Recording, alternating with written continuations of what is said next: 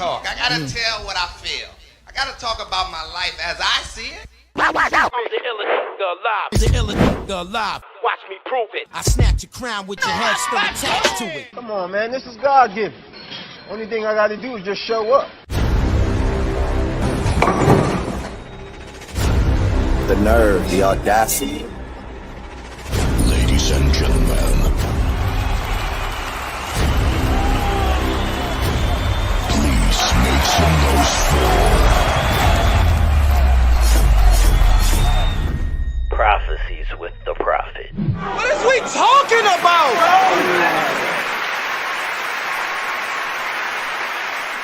You want to be good or great? And then make me remember, I'm trying to be great. You hear me? Great.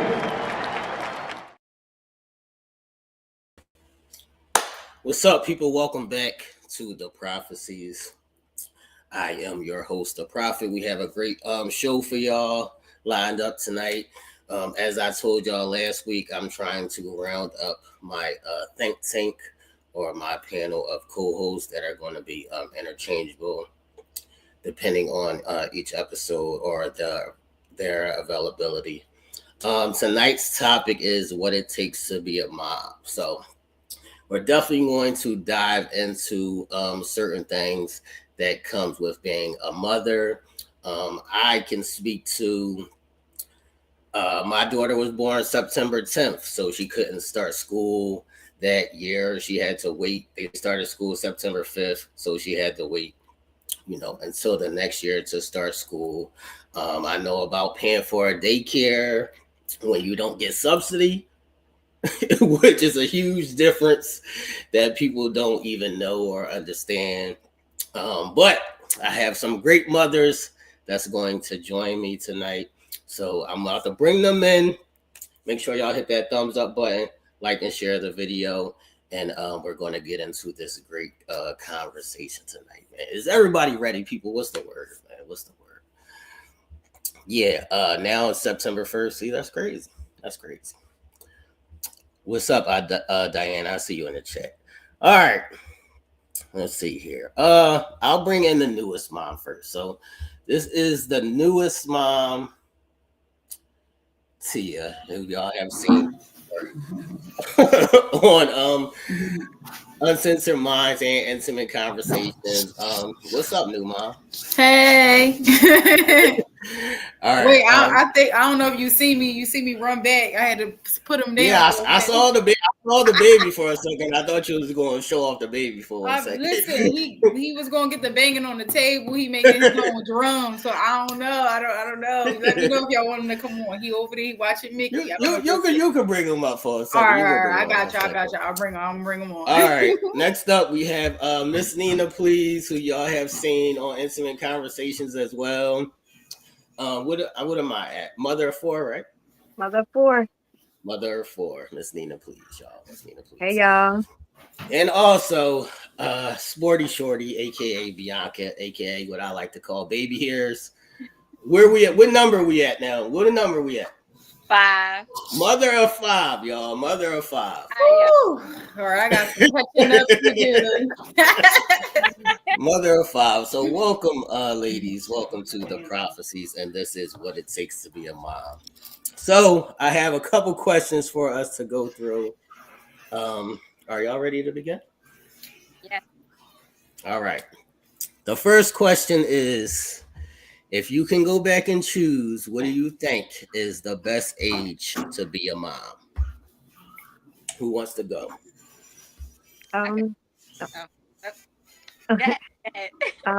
started at 18. I had my first daughter at 18, and going back thinking, I do think young is good. I don't know about 18 though, so maybe like the best age would probably be between like 22 and 26. I think is a really good age.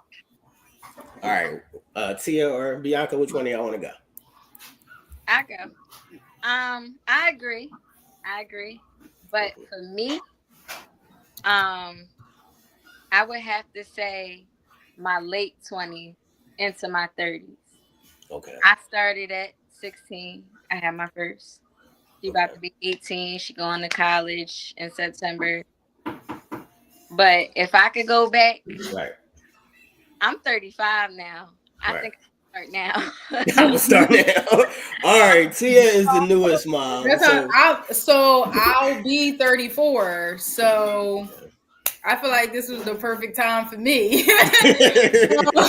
I couldn't see myself before now. Well, I didn't even want kids. So okay. I feel like personally I'm glad that I waited. But then again, it's kind of like my friends have kids that are so old, and I'm like, he only got nobody to play. I ain't got no like I can play dates like what. Right. Oh, I probably should have been here though. But no, I feel like for me personally in my life journey, I feel like this was the perfect time, like early 30s. Because if I didn't have a child before like 35, I wasn't having. I really wasn't having. I was like, no, it's over. So this is the perfect time. All right, Tia, we're gonna start with you on this question since you spoke about your fertility journey. Mm-hmm. We'll start with you on this question. Okay. So, what is the best and the worst thing about being pregnant? For me, I honestly had a really, really good pregnancy. So of course, like prior to, I had some complications, so I couldn't conceive at first.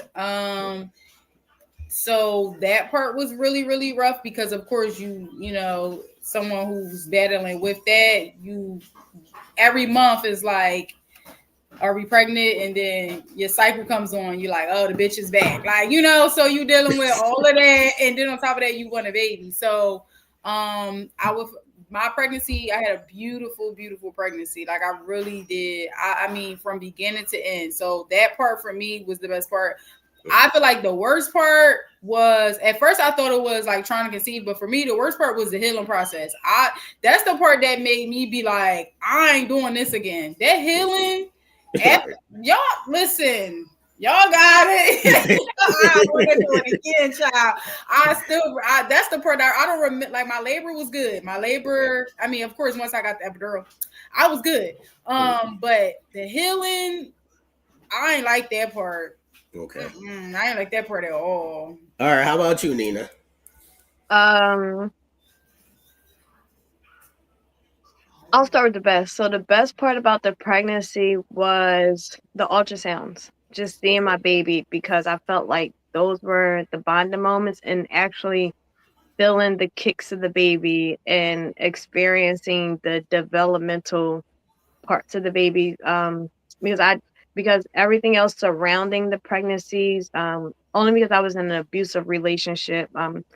So all 4 of my babies are by the same dad, like, you know, so it's just the relationship itself and the reasons of how I got pregnant, you know, on those terms just weren't good, you know. Right.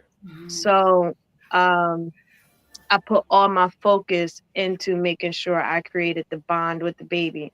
So from 6 weeks to 12 weeks, and the nutrition and experiencing the flutters and the Braxton Hicks, I was able to actually, you know, and then down to feeling the lactation even before the baby, you know, and experiencing my body not, you know, outside of being the baby, just experiencing how my body's changing from a young lady to an actual woman.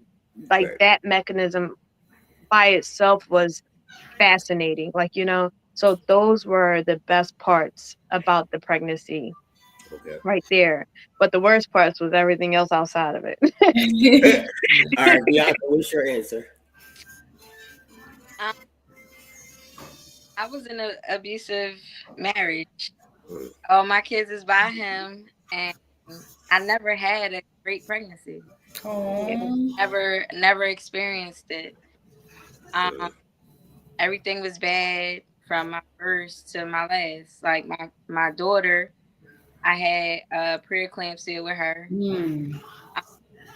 My child, I had an eruption. My third child, I didn't have no complications with him. My fourth child, I had seizures. My last child, I didn't have no complications with her either. but with every last one of them, I had postpartum depression, and it got worse and worse and worse each pregnancy. So my last I had postpartum depression bad. Like it was hard. I never experienced a good. That's why I'm hoping, because I want a number six. So Right. if I get the chance to have a number six, I'm hoping that it's good. Like I'm happy then. Okay. Okay. Sorry to hear that, I'm glad that we're having these conversations because a lot of these things go unsaid and unheard and ununderstood. So a lot of times people are going through their life journeys and they're carrying all of this. And sometimes it just helps to, have shared experiences, or some people can learn from your experience and things of that nature. So thank you to all of y'all, because we're going to get into some shit. So thank you to all of y'all. All right, the next question is, how was your labor experience? So was there any C-sections?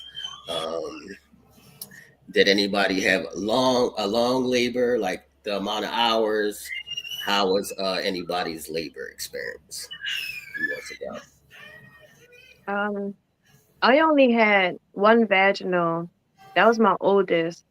And again, I was 18. And after experiencing that, even before I knew okay, because I was young, right? Hear me out. I knew I was pregnant. I understood that. It wasn't until towards the end I said, "Oh shit, this baby gotta come out." Like, and I'm like, wait, where's she coming out of? Like, I just couldn't imagine that coming out of there. Like, you know what I mean? So, it was just horrible. Like, so delivering her, the pain was really bad. I had her at Einstein, and I said, okay, give me the epidural, because I was trying to do as much research as possible. I heard the epidural blocks the airway, whatever the case was. So I wasn't with it at first, but after experiencing the labor pains, I said, no, no, no, no, no, give me the stuff, like, But all they did was handed me. Again, I'm a child. All they did was handed me this pump and put it in my hand. I didn't know I had to push it to get the medicine. So with that being said, they didn't tell me that though. I never pushed it to get the medicine. So I felt everything. I was ripped from the front to the back. So I never wanted to experience it again. So my next three babies, they came out as C-section. Even when I had my third baby, I had the option. They said, "Do you want vaginal or C-section?" I said, "No, no, no, cut me open." So my first experience vaginally, that's how bad it was that I would have rathered to choose a C-section than to do vaginal. That's how bad the experience was. So I had one vaginal and the others was C-section. Because my second baby, she was breached. She wasn't coming out. Then the third one, she was coming early, C-section. But my son, I hemorrhaged really bad, so he didn't come out breathing. It was a thing with him, but C-section. So we all had C-sections at the end, and I was happy with it anyhow. So, mhm. All right, which one of y'all want to go? Okay. So my labor was really. I thought it was long. Y'all know, first time mom. I don't know. So it's crazy because I met with my doula that Saturday, and then Saturday night is when like the mucus plug and stuff came out, whatever. So I started having contractions at 1 a.m, and then I went to the hospital at 3 a.m. And then I had him at 9:50 in the morning. So it was like kind of really fast. Apparently, I felt like it was very long, but apparently I needed to shut up. But yeah, overall I had a really good. So I didn't know. I for some reason thought that you had to be dilated to a certain point to get the epidural. I don't know. I think I just was in pain and just was delusional. I don't know, because I waited, because when I got there, they were like, okay, we need you to dilate a little bit more. So we're going to wait 2 hours to check you. So I'm in this room in pain, not knowing that I could have just got it. But I am glad the way that I did it, because by the time I got it, I ain't feel shit. So I was just like, okay, I got at the right time. Like when it came time to push, I was like, am I pushing? Because I didn't feel nothing. It was amazing. It was amazing. I really felt nothing. I was like, am I doing it right? Ugh. They was like, what? I was like, ugh. But overall, I had a really good experience because I had a doula and she was there like the whole time. She wasn't there when they put the epidural in me though. I think they have to leave out. But I knew everything. I wanted like R&B music playing. I wanted like lights and stuff. My doula ain't play like she had all that shit down pat. Like me and my mom and my son's dad was like laughing and joking the whole time because I'm high at this time. So like I ain't care. But before that, I wanted to fight everybody. But overall, like it was a really good experience. Like when he came, well, when I got the epidural or whatever, I didn't feel anything, and then they were like, okay, you're ready to go. So he just, came out after like I think 3 pushes, which I ain't even know how to really push at that point. But yeah, drug me up. If I ever do it again, drug me up. And I was ready for the C-section too. I didn't care if anything happened. Slice me down, doc. Slice me down. I don't care. I don't want to feel nothing. So I definitely would have been open to that. But I did get a couple stitches though. I did have to go through that. So maybe y'all can tell her that she was lucky. You are. Yeah, thank you. That sounds like a beautiful delivery. It was good. All right, Bianca, what you got? Y'all know I got 5, so that's Right. 5 delivery. But in between that, I did have a pregnancy, and my daughter did come out deceased. I had a little, yeah, she was my second child. With my first daughter, I had a C-section because she was too small to go down the birth canal.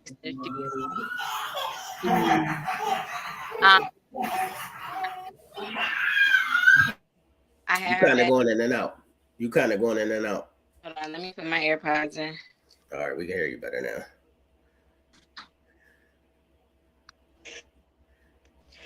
Can you hear me better? Yeah. Go ahead. Okay. My second child was a stillborn, and I had her vaginally. But the rest of them, they were C-sections, and I don't know. I'm okay with a C-section. I went through the labor pains though. Like I know what it's like to dilate. I know what it's like to have contractions. Every time I went to the hospital, I was always like 3-4 centimeters dilated. Like so, like my body does what it got to do. But so I prefer C-section. Okay. Yeah, I've heard a lot of women say that they now prefer a C-section. Mostly it used to be the vein part of it. They didn't want the C-section scar. But I guess everybody's getting over that at this point. It's a war scar. And they cut different too, like compared to back in the day where I think they cut like vertical, now they cut like under. Mm-hmm. Yeah. So you can hide it. Mm-hmm. All right, I'll start with you, Nina, on this question. Did you experience postpartum depression, or what has been your most trying day as a mother? Yeah. I experienced postpartum depression from the first one. And it with each delivery it progressively got worse. After my third child, I was diagnosed after my third child, I was diagnosed with bipolar disorder then my mental health journey started there. But you said what was my worst day?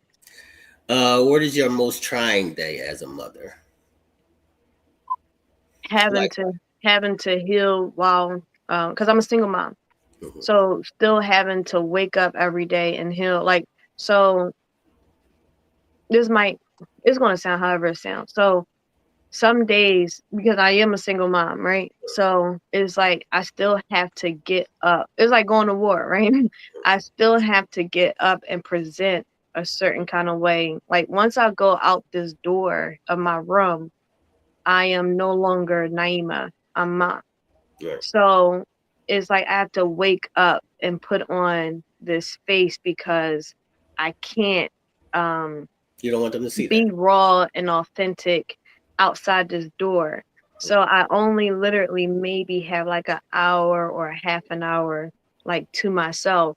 And then it's like, unfortunately, with this hour, a half an hour to myself, it's bombarded with all these other thoughts of, oh my God, they have this other parent who's just like, and I can't help but these thoughts. They have this other parent who's just living life. Like, you know, you can wake up and take a shower whenever you want to. You can wake up and eat your meals by yourself without these little fingers and toes digging under the, you know what I mean? You don't have anybody demanding your time. So even if you are having a hard day, you can heal through your hard day without having to heal for other people. So it's not like, you know, I'm not only am I healing myself, but I'm healing for other individuals who have their own individual lives. So that's very difficult to navigate through because at the same time, well, now I'm a 36-year-old woman, but at the same time,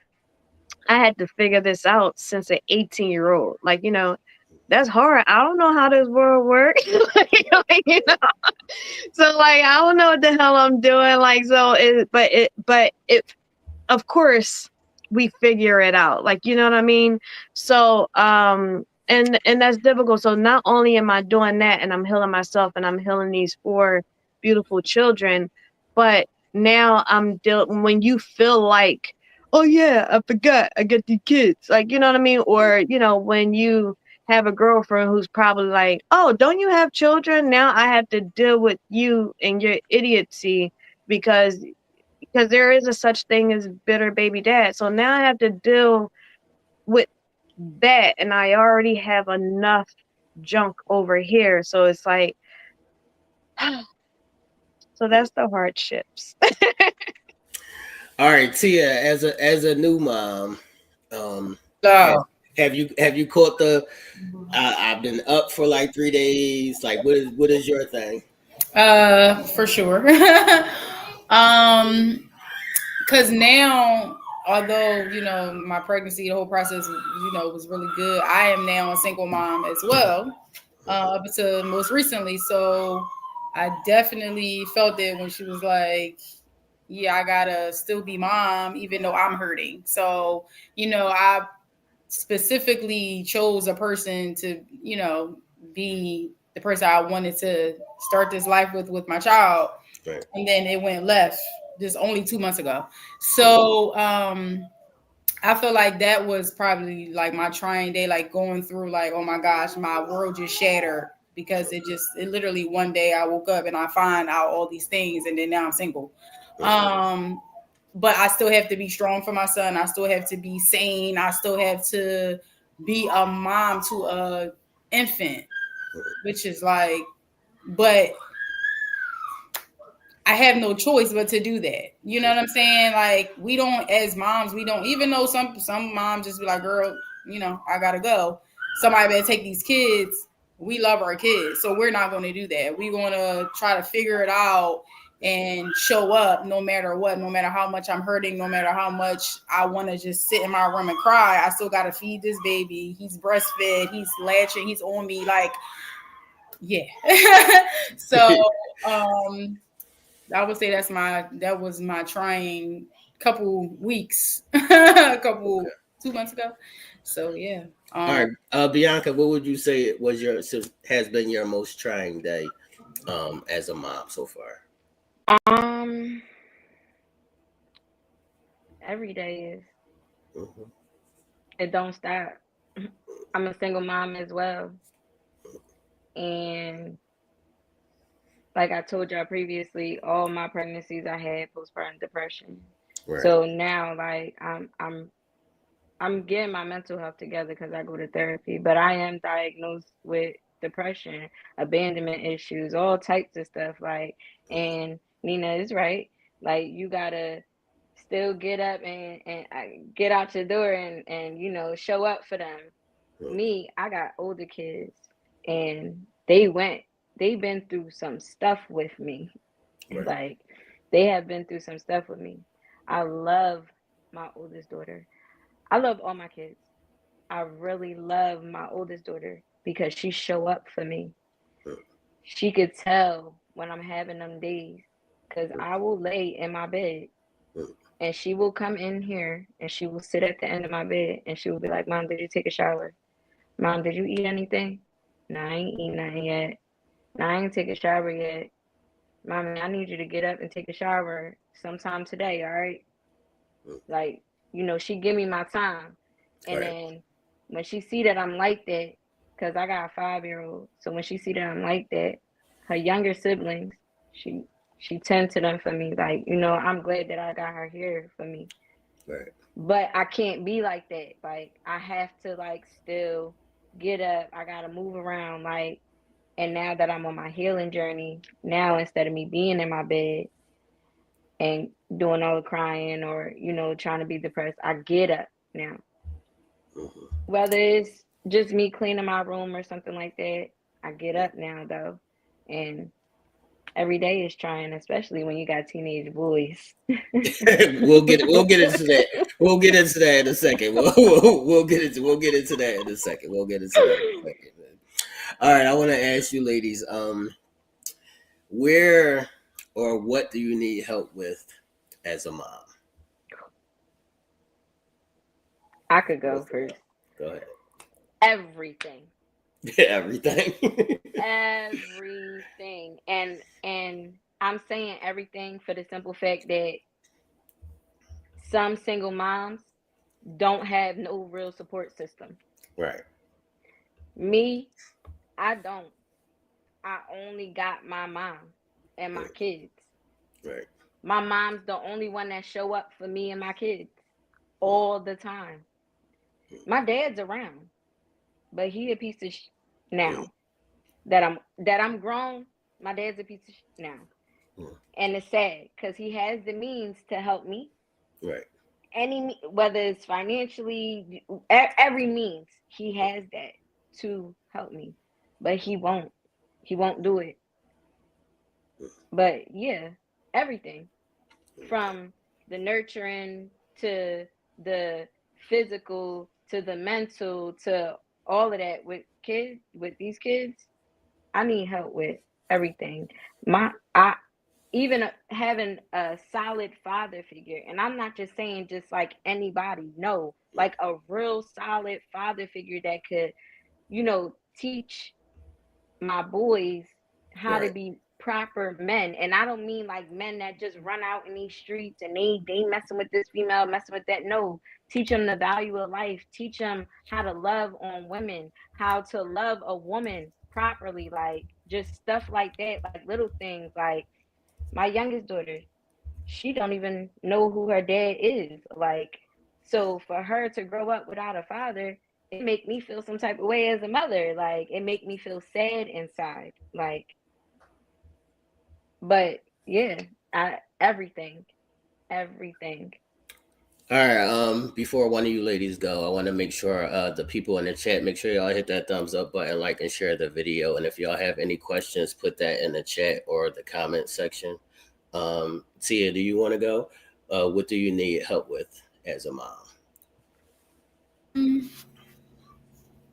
I probably should.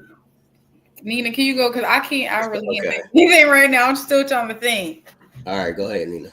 Nah, yeah. And just like piggybacking off of Bianca, because she absolutely right. But like now where I am in the point of my life because I kind of triumphed through those obstacles, how she mentioned. Right now where I stand, it's more of I need yes the support, but it's a different kind of support now. I need understanding. Like if you're gonna be in my life, I need you to be out my way. You know what I mean? So if you're going to be here and be around, I just need more like genuine support. Like, is Paul, I don't need the money. I don't need the because a lot of people want to just see how you're making it. Is more being nosy, like, you know what I mean? So we don't need that. You know what I mean? We're struggling enough. So and a lot of people don't necessarily want to help. They usually want to help because they're looking for something in return, right? They want a receipt back. And it's just like I said, I'm a single mom. So and again, I've been doing this from the muscle. I don't have support. I do have my grandmother. She's been there from the beginning. Like, I lived with her until I was 22. Then I burnt my home, and I've been literally on my own since, just running, right? So I'm just used to just standing on my own. It's nobody here. So now that I've been here in my life now, I literally just need my own support system. I need my pillars as far as like my motivation. Naima, keep going. My affirmations. Look, I seen you did this. You're doing a great job, because we don't hear it. Enough. Everybody just see that we look okay. Oh, our eyes are open. Oh, you walked out of the house. You don't even know what I went through to get out this goddamn house. You don't even know what I went through to get out the fucking bed. You don't even know what I went through to jump in the shower. Like, you know what I mean? This smile is fake. So for you to tell me, oh, you're doing a great job as a mother, that will make me cry. Thank you for seeing me. So that's the kind of support that, will help me today. Okay, Tia, what's up? So I would say for me, I don't necessarily need anything for me because I do have like a really, really strong support system from so many different areas of my life. But just coming from a dysfunctional, situation growing up, I need people. If they're going to be a part of my son's life, they got to show up and they got to show up right. Don't give him open promises. Like, don't say y'all going to do that, because when you tell a child something, they take it literally, and they want to see, like, they're going to expect certain things. So for me, I need the support and love and stuff that I receive. I need to see that within my son's life. I don't care what y'all got going on. If you say you're going to do something for my son, or you say you're going to show up for my son, they better come correct. If not, then y'all got to go. And that's just the bottom line. But ultimately, I do have a very, very strong support system. And I really am happy that I have that. So.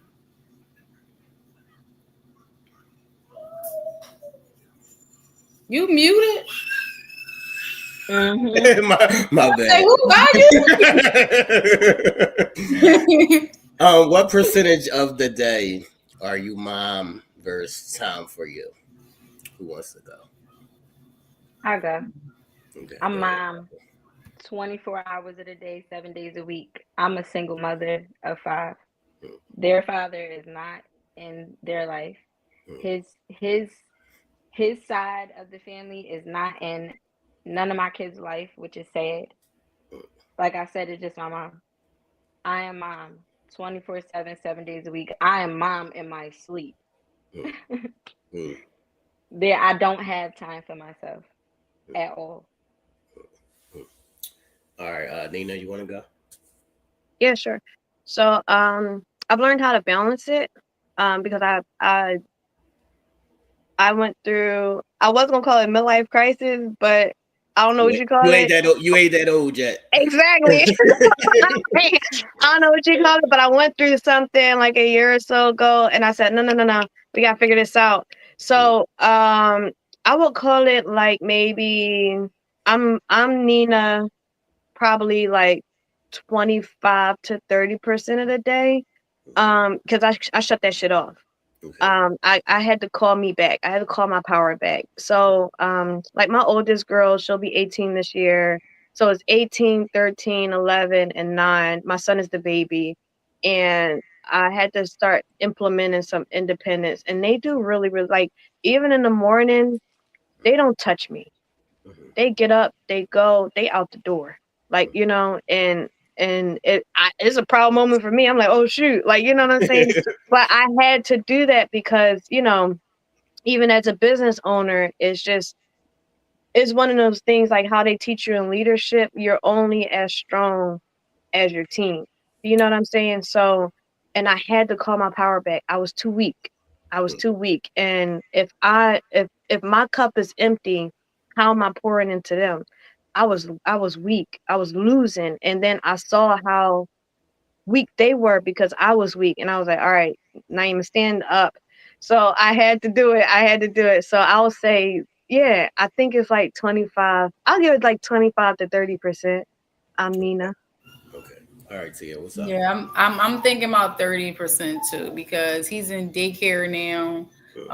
And I'm also, I'm a business owner as well. So I have to make time, like nobody's gonna run the business unless I'm running it. So I would say like 30% of the time, Monday through Friday, and then on the weekends he's with his dad. So I get that time to really get my energy back, even though I feel like we still thinking about the kids in some type of way all day, but we gotta, like I said, we gotta learn how to just shut it off and get ourselves together. But yeah, about 30% of the time, Monday through Friday.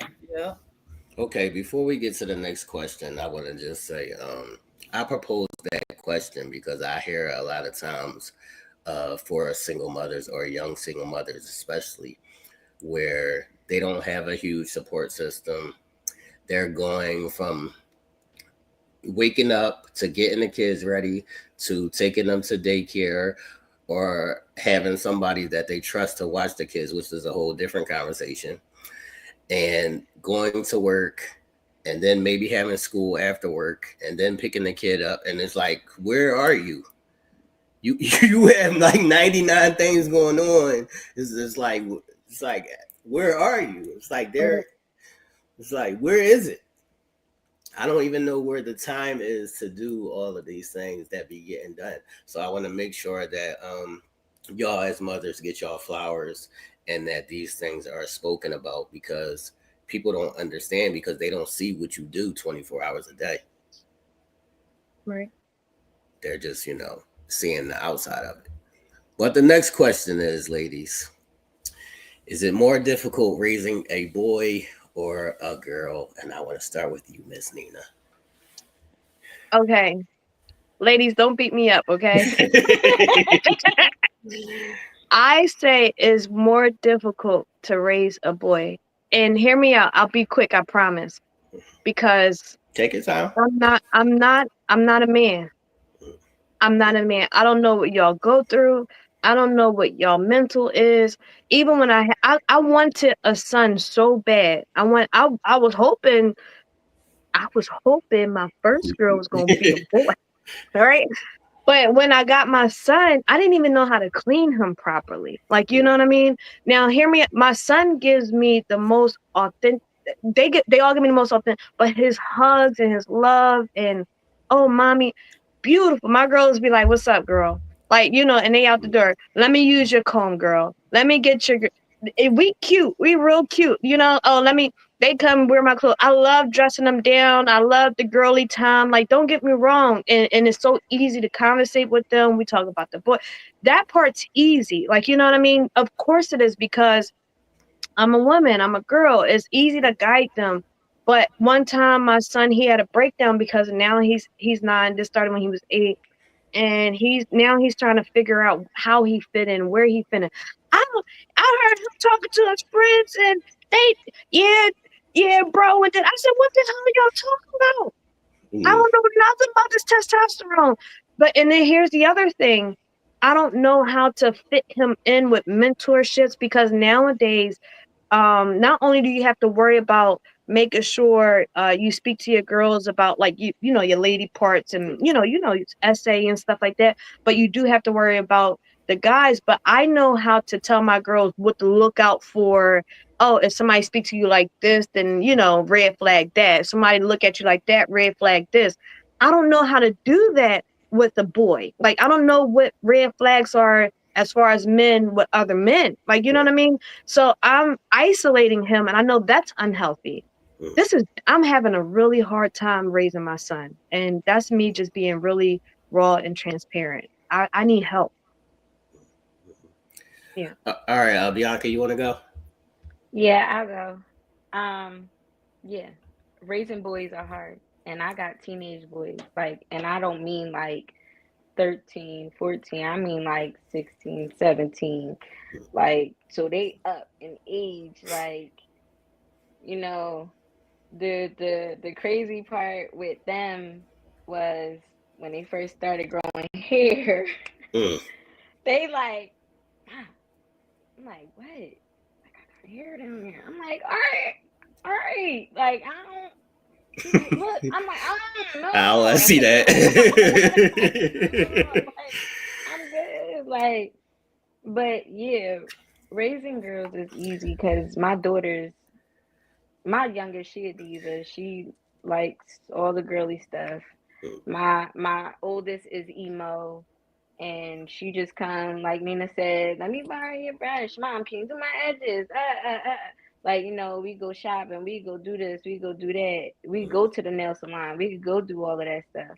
But my boys, like, my son just had a breakdown like 2 weeks ago because apparently some girl that he was messing with, she done left to another state, and now she not like, now she done broke up with him, and he was on the toilet taking a smash, and he's crying, and I'm like, what the hell? Like, I'm like, but the type of mom that I am, I make my boys talk to me when there's things on their mind. The fact that I could actually identify when something's wrong with them, and I will corner them, and I will be in their face until they tell me what is wrong. But the thing is, I don't know how to raise a man. Like, I I done watched my nephew, who's 17 years old, start having sex at 13. I am terrified. Like, I'm terrified for my boys. Like, and then I got little black boys at that, and you see all the shootings and stuff like outside and all of that stuff. I don't want my sons to be in the streets. Like, I don't want none of that. I don't want my sons to hang around the wrong people. Like, no, I don't shelter them. I let my kid, if they want to go outside and hang with their friends, you go outside and hang with your friends. My oldest daughter, she does it. My boys, they don't do it. They stay in the house. They like, no, I'm good here, and I'm I thank God for that. I thank God for that, and I thank God that they're still virgins and they're not like my nephew. Like, but still, I mean, they know where babies come from because I had to have, as a mother, I did have to have that conversation with them because they asked and there wasn't no other male around to tell them that. Like, and it was very uncomfortable, but I told them. But all the other stuff, like when they first have sex and all of that stuff, and like, I don't know, like, what am I supposed to do? I'm just a woman at the end of the day, like that. And that's why I said, like, my boys, like, I wish they had a real father figure in their life. Like, they really need that. Like, they really, really need that, especially at the age that they're at. They're at a crucial age right now where they need somebody like that. Like, I don't, and as far as girls, like, I be trying to warn my boys, like, listen, look out for this, look out for that. Like, listen, let me tell you, I know you don't want to hear this because they don't be wanting to hear certain things, and I could tell, but I still say it, even though I be like, I still say it. yeah, I be like, listen, I know y'all ain't think about sex, y'all think about careers and where y'all want to be in life, and I love that about my sons. I'm like, but listen, when you do finally have sex, make sure you look at her panties, okay? make sure you smell. Get a whiff down there. Like, Get make sure you do a the little two second, finger. y'all. Yeah, make sure you do the 2 finger test. If that shit stink, don't get out of there. Get Or the out white of there. rag test. Yes, and I be like, listen, don't ever let no female give you no condom. And you always bring your own condoms, and don't let no female ever talk you into having sex raw. Please don't. I tell my boys that. I tell them that. I be like, yo, if you ever, whenever you have sex, if you need condoms, I will go buy them for you. I will go buy them for you. Like, but everything, yeah, girls are easier, boys are harder. Like, boys are harder. Okay, Tia, as a new mom, did you want a boy? I went back and forth about it because, like you said, I'm raising a black boy in America. Right. So that scared me. But I have nieces and they wear me out. So I was like, I don't know if I want the girls. So I went back and forth. But then when I finally was able to have baby, I was like, I just want the baby to be healthy. But ultimately his dad didn't have any girls. He has two boys already. So I was like, oh, it'd be nice to have a girl. So it really, I was like back and forth about it. Yeah, so I don't know. Either way, it was gonna be hard because it was first time for me. Right. All right. I'll just say this on this topic. My daughter is 22, and my son will be 21 this year. So I just dropped my son off at college, and this is why I'm sick now because I was taking care of his old ass, making him tea and shit, and now I'm sick because I'm taking care of him. But I'm always more concerned about my son than I am about my daughter. When my daughter was 15, my daughter would latch on to the kids at school who were like adopted or their parents didn't really care about them, and then my daughter would come back to me and be like, Dad, you should just let me be free, like my friends. Like, why you gotta worry about me so much? And I would be like, you have parents, and that's not happening. Sorry. That's not happening. Sorry. So when my daughter was say 16 or 17, around 11th grade, and she was being homeschooled. So once she was being homeschooled, she went and got like 3 jobs and shit. She just wanted to have her own money, to make her own money, to do her own thing. And then I had to like stop her and be like, yo, you can't be working all of these jobs. Like, you gotta do your fucking schoolwork. Like, what the fuck you think this is? So I had to make her quit, one or two of the jobs or whatever, so she could remain focused and get her schoolwork done. But my daughter's always been the one to be like, she going to make it do what it do. My son has been spoiled his whole life.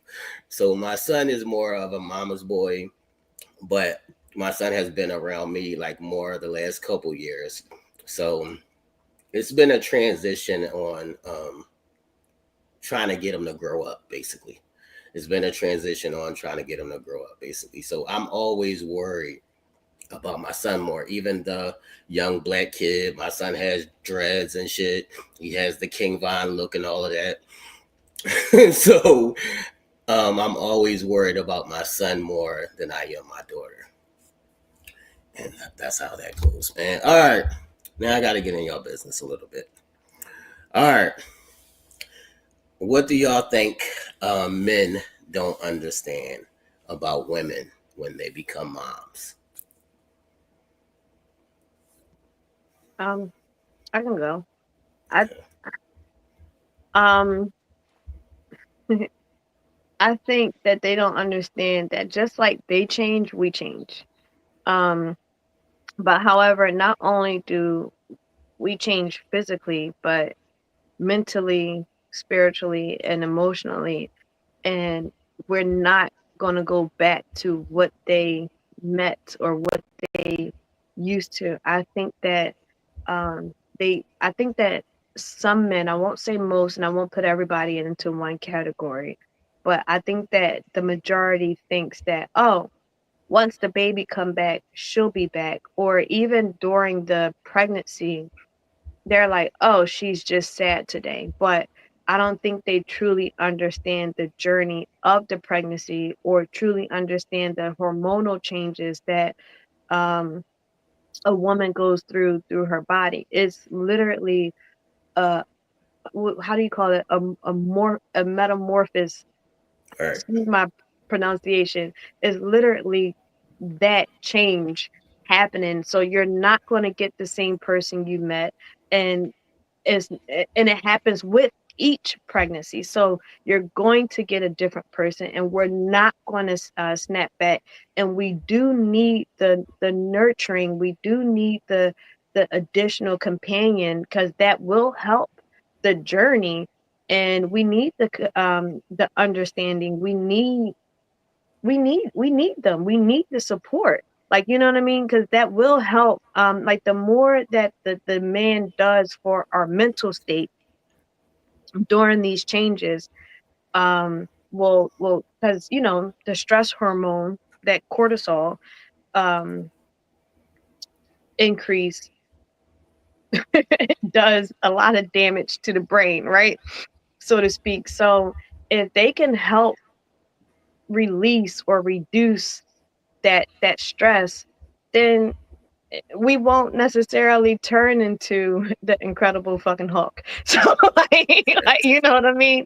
So, and then even if they do their part and do some research, so I think even on their part, if they do what they need to do for themselves, even like their self-care, like, all right, if you need to take a minute away from me to do your self-care so you can get your mental intact, so you can handle me properly, please do that. Take care of you so you can take care of me, so you can take care of us, because we're at this point, we're a team, we're a union. It's not about you. Don't be that selfish. Like, I didn't create this baby by myself. I didn't lay down by myself.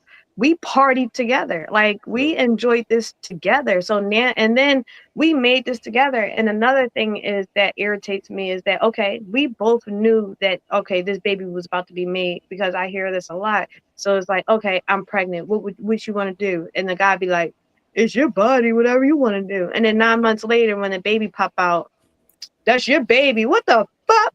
I asked you what you wanted to do. like, you know what I mean? Now it's my body. Now it's my baby. And it's just all what happens is you're pushing away accountability. You're pushing away responsibility. You're pushing away what you did. Like, you're a child, and I don't need you to be a child in this moment. I need you to stand up and be the adult that you were when you stuck your genitals into mine. Like, do you know what I mean? We made this together, so I need you to be supportive throughout this whole transition, not just through 18 years, but for the rest of this child's life, because I need you here with me. Like, you know what I mean? So you're not going to get the same person that you had prior to conception. That's what we need men to understand. I do. All right, Tia, you want to go? I definitely agree, because up until 2 months ago, I had my son's dad was there, like 100%. He was the best, partner I could ever ask for. And I feel like now that I don't have that, I'm like, wow, like he really stepped up. And then we like, just, he would go to work, and as soon as he came through the door, it was like, all right, I'm about to, take everything off, and I just go ahead. And that for me was like, so like, the fact that I didn't have to ask, right? The fact that I didn't have to like beg, or like even those times in the beginning when, when the baby is waking up every 2 hours, whatever, I wasn't up by myself. I wasn't struggling, up by because, y'all men, y'all could be snoring loud as shit and don't hear nothing. Women do that too. No, I will let you rock. No. After you had a baby, they be having symptoms. They be having, symptoms too, and they be sleeping hard as hell. And I'm over here trying to change his bed. No, so I didn't have to, but I didn't have to ask for certain things, right? And I feel like every woman should experience that. Like, I know for me, like what I went through and what I experienced, my friends didn't experience. My friends didn't have the guy there to be supportive, and I really wanted that for them, and I'm glad I experienced it. But I really always felt sad, like, I've experienced this, but I'm telling you that the fact that I never had to ask for you to just I just need you to take the baby. Right. I might be in a space, or we may be in a space where like I can't even see the baby right now, because as a mom, we're programmed to just grab the baby, or to nurture them.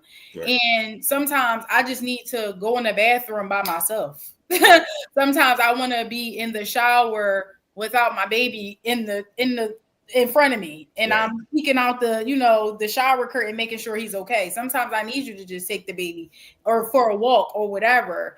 And I had that, and I feel like every woman should experience that, because it helps so much. Like, you're able to breathe differently. You're able to like just eat your food. Like, you know what I'm saying? Like, just eating is a different and pleasant experience without necessarily having to worry about feeding this human. Like, because when you're breastfeeding, it's different. Like, they want it whenever they want it. Like, he trying to get up my shirt, and I'm trying to eat my chili today. To be able to just be there and not feel like we have to beg you, or like I did most of the work, but sir, we got here because you did what you did first.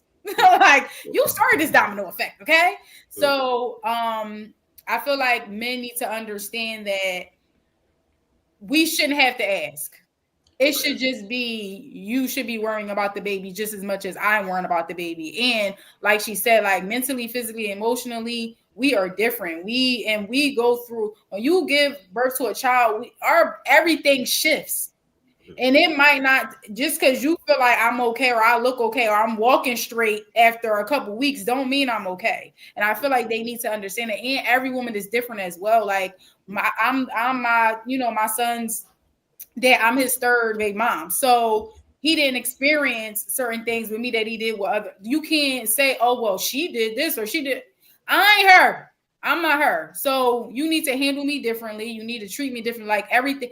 Y'all need to realize, and I'm sorry to be saying it to you because you the nail here, okay? But y'all need to realize that you good, I'll take it. we just want y'all to step up, and we don't want to have to ask, because if I have to ask you, I'm even more mad that I even have to fucking ask you. Like, what am I asking you for? You clearly see that he hungry. He yelling at somebody. You know what I'm saying? So, but yeah, I agree with. Who is he yelling at to you? Yelling at your ass. All right, Bianca, what do you think that men need to understand about women when they become a mom? They done said it all. Nina done said it all. But I feel like, just to elaborate on what both of them were saying, I feel like men need to know that we need to be nurtured. We need y'all to nurture us, especially during pregnancy. Matter of fact, no. During pregnancy, but especially after pregnancy. During pregnancy, the most, because that determines how our mental state is going to be after having the baby. Because if you're nurturing the shit out of us during that pregnancy and you're loving us, and we not asking, like Tia said, we not asking. You going in and out. No, you're going in and out. Can y'all hear me now? Yeah. Okay. And like Tia said, and we're not asking for stuff during the pregnancy and all of that stuff, and you're just like hands on, and you're just, and I wouldn't say catering. I wouldn't say that. But you paying attention, and yeah, pay attention. Like, y'all don't pay attention to nothing. I cannot. Like, I cannot. All the abuse I gotta take today. I'm just saying, Right. a lot of men do not pay attention to their woman or the person that they got pregnant. They do not pay attention. It be the littlest things, like, and y'all don't, like, they don't pay attention, like it. But I'm not gonna say all men, because some men do. Right. Some men, they pay attention to the T, and they just know. We need y'all to pay attention. We need y'all to nurture us during that pregnancy. After, we need y'all to really all hands on deck with you. Like, we need y'all to, like, be full force throttle in there, like nurturing, the loving, the affection, like all of that stuff. And don't be no horn dogs. Like, just be there. Like It's hard for us. Give us a little bit of grace. Give us a little bit of grace. It's hard. All right, the last question, ladies, and I don't know, you might have to sit this one out to you. but I don't know. How is dating or a sex life, or your relationship different after becoming a mom? So I guess you can speak to this too, Tia. What's up? Who want to go? I'll go. Go ahead. Dating is horrible because we come across so many men. Well, from my experience, I come across so many men. A lot of them don't have kids, so they don't understand that a lot of our time is taken up, especially when we're single moms and we don't have nobody that, can you can you babysit? Can you come over and babysit real quick? Like, you know, I got a date. You know, I kind of like him. Da da da. Like, yeah. I'm glad that I got older kids because my older kids watch the young kids, but still, like I still be on some stuff like, yeah, no, like I'm not leaving my kids. Like, yeah, my daughter's 18 or whatever, but like I ain't got no babysitter. Like that's just how it be. Like, but I come across a lot of people with no kids and they don't understand that my time is taken up with kids. I had somebody before you know, on intimate conversations. But it was before him. I had somebody before him. They didn't have no kids, and they had the nerve to say to me, "Oh, you put your kids before me, motherfucker." You right, I do. As you You should. motherfucking right, I do. Because that make me a damn good ass mom. If I didn't, I would be a piece of shit ass mom. That just shows you that I'm a damn good ass mom because I put my kids the fuck first. Like, why would I put a man before my kids? Like, you got a lot of men like that, and that shit is fucked up. Like, but dating is horrible. Even though I ain't dating, you know, I'm I can't. Don't start your shit. don't start your shit. Yeah. All right, Nina, what's up? Sorry, my mic was on. She got her cracking up. No, but definitely, it's hard. It's difficult, and I really want to say like fuck them, but I'm not going to do that. I just had to shift. I just had to shift some things around, right? But what I constantly run into is um instantly I get the stigma put on me just because of the quantity of children that I have. So instantly they tell me what I can't do. You don't know me. So it went from, all right, I can't expose what I do for work.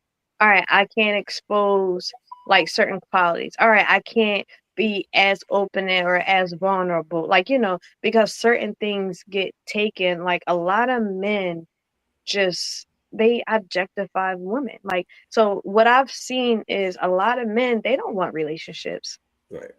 They don't even want to be vulnerable themselves because they have a lot of emotional baggage that they haven't even shifted through. Like they just want a transactional exchange.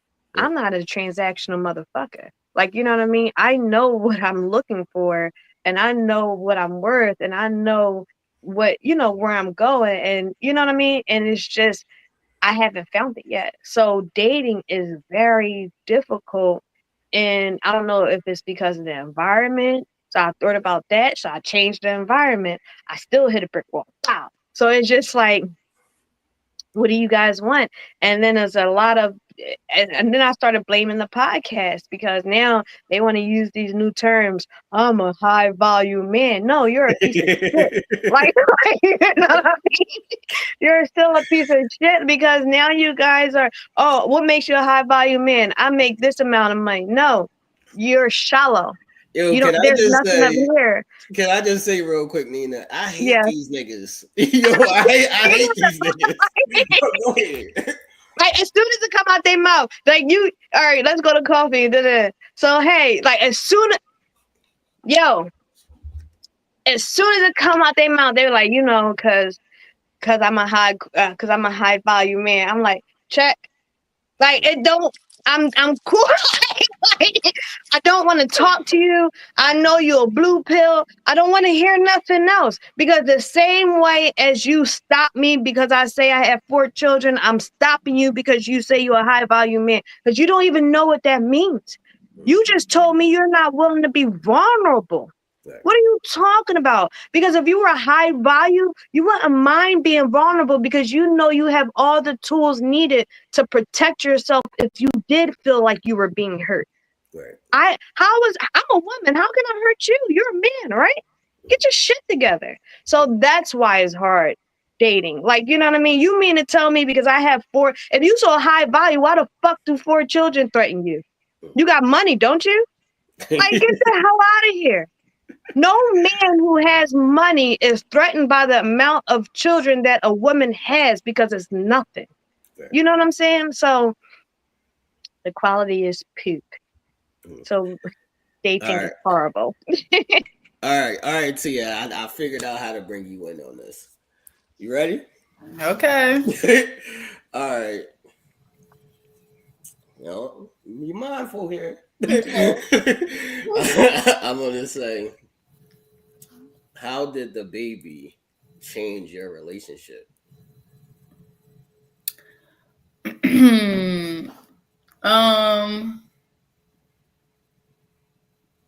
I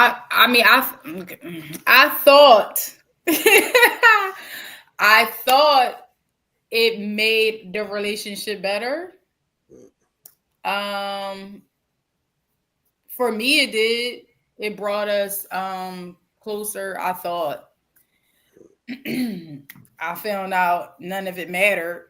So everything's still fresh, y'all. I'm fresh out of, leaving the nigga. You know what I'm saying? I don't know. Nah, I'm fresh out of leaving I the don't nigga. know. I don't know. Like, it was crazy. Like, I woke up one day, nigga had me fucked up. I said, I'm leaving. Okay. This is where we at. Like, I don't know. Because you would, like, okay, so here's the thing, y'all. Let me just say this. Because here's the thing. Okay, it was a fairy tale, the nigga cheated, I left. But here's the thing. Normally when people cheat, right, and I'm not condoning cheating, but normally when people cheat, right, there's issues, there's something that happens, there's tension, there's something. So to have what I thought and what was present, and people, even on the outside looking in, I wasn't fake happy. You know how people be fake happy? You know what I'm saying? Right. They be like, oh, y'all were just posting on shit, but there was shit going on. It wasn't nothing going on. You see what I'm saying? So to go from a close to perfect relationship and then you find out that a motherfucker been cheating for months, it's like, what if y'all fucking stupid? Like, people are dumb. I don't know. People are dumb. people are dumb. Like, I'm sorry. I got something else to say. Go ahead, another thing, it's hard to, when you got multiple kids, just one kid, I'm gonna just say it, like, it's hard to trust people around your kids. Mm-hmm. It is hard to trust people because you see all this shit on the news going on, people doing shit to kids. Like, it is hard to trust people around kids. Like, people doing stuff to their own kids. And yes, so to trust somebody else, so trusting somebody else, exactly. You know who the person, I can trust them. So, I can't. She about to my man us to death, y'all. My man. Yes, please.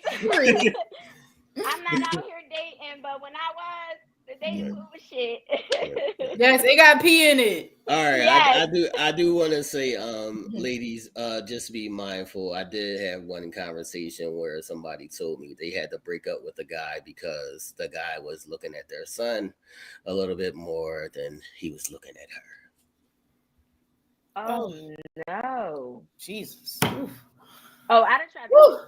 I would be in jail. Okay, just the thought. Yo, what? Yeah, no. So that's where it is, man. But this has been a great talk.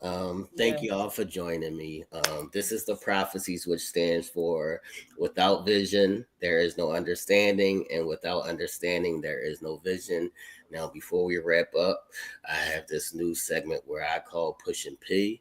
And if y'all know, this person pushes a little P, Tia, and she has products and an app and all of that. So give your spill. Yeah, so my business is Tia Michelle Supply. It is a mobile beauty supply store. I service the tri-state areas all over. And I have an app for it. So you can literally download the app and get products delivered to your homes, salons, barbershops, whatever. You get it delivered right to you. We guarantee delivery within 2 hours, but sometimes it's fast as 20 minutes. That's my spill. Yes. It's called Tia Michelle Supply. Nina, I just started following you too. Oh, okay, I'm gonna follow you back. Cause my bonus daughter, she owns a a beauty salon. She braids, but she said something about it. I wonder if she has your app already. Maybe. Okay. See, this is why we're I'll here. be there. This is also why we're Okay. here. This is also why we're here, people. Because we as Black people We'll have be to in create. contact. Yeah, I love this. You know, we as Black people have to create our own networks and shit, like the Jews do and shit. So, Miss Nina, go ahead and give your spell. Oh, hey, okay. So I'm a relationship life coach as well as a spiritual advisor, doing all things to get your spirit aligned, get your mental aligned. Not only relationships as far as like couples, romantic, but the relationship within yourself to get your heart right. So yeah, come see me. My website is expressspiritually.com. I'm on all social platforms, including Instagram and TikTok and Facebook. You can find me. My handle is at Nina Please. All right, mother of 5, tell the people your social media and all of that, all of the things you are trying to do moving forward. Well, I'm currently in the process of, because I got 5 kids. Right. I play the game. I be streaming now. I got Oh, a shit. Twitch. I got a Twitch, Discord, like 40 Shorty 1222 on Instagram, Facebook, YouTube, right. Twitch. It's all the same. 40 Shorty 1222. So yeah, that I'm about to like start uploading videos of my everyday. I'm a single mother of 5. Like, yeah, so that's what's up. All right. Once again, thank you, ladies. We will be back next week. I have something real interesting for us to get into. Once again, thank you all. Any last words? Yeah, man. Make sure y'all keep y'all hearts clean, intentions pure. You ladies have been awesome. Make sure y'all honor y'all path. You guys are beautiful. You guys are strong mothers. Bianca, I love your story. Tia, yours too. Do your thing with that app. Keep going with that Twitch. You guys make sure you keep that vision clear, stay focused. I would say F these, but I'm gonna keep it clean.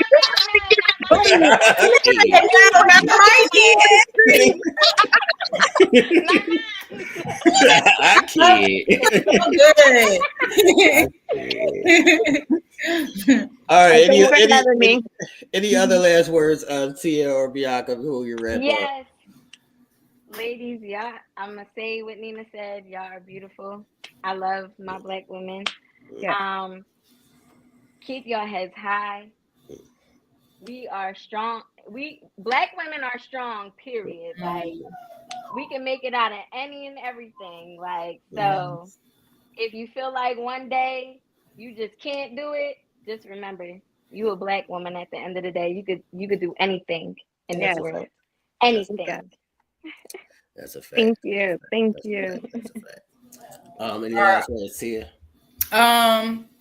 This was great, and I'm gonna bring the baby over and say bye to y'all. Oh shit! Bring the baby. Yeah. Cause y'all said everything that needed to be said. Yeah. Bring the baby. So glad I got to be here with y'all and meet y'all, and I'm so excited to like follow y'all journey and everything.